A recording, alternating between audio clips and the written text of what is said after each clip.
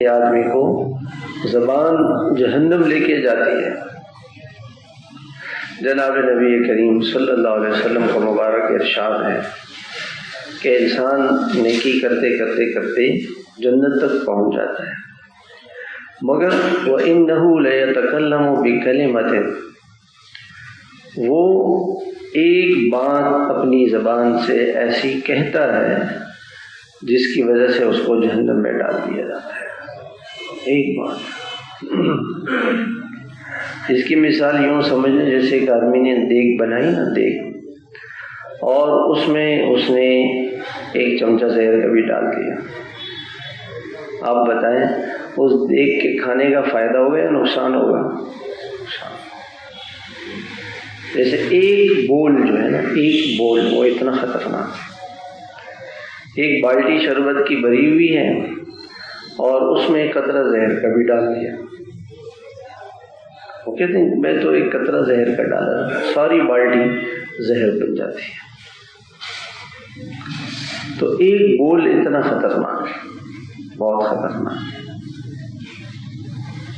اس کے لیے اپنے زبان کی حفاظت، بہت زیادہ اپنے زبان کی حفاظت کریں۔ آپ صلی اللہ علیہ وسلم نے یوں ارشاد فرمایا، من صمت نجا، جو خاموش رہا، خاموش رہا، بولا نہیں، وہ بہت سی پریشانیوں سے وہ نجات پا جائے گا، بچ جائے گا۔ خاموش رہنا ایسی چیز ہے۔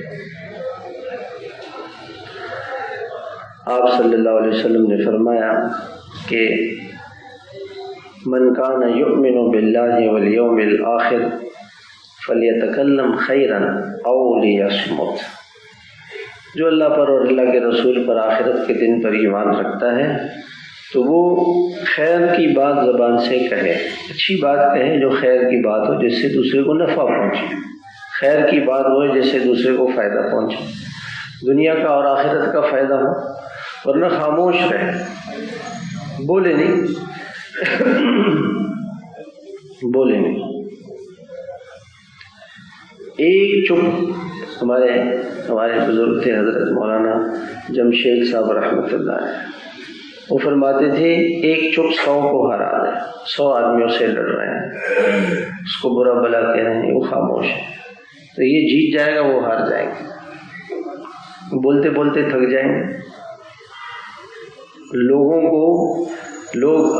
لوگوں کے ساتھ لڑائی نہ بڑھے، خاموشی زبان کو بنا کے خاموش، زبان کی حفاظت،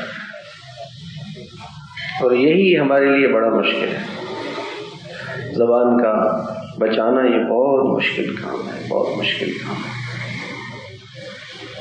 تو زبان کا ایک بول اتنا خطرناک ہے کہ جو ایک بول انسان کو جہنم کے اندر گرا دیتا ہے۔ آپ صلی اللہ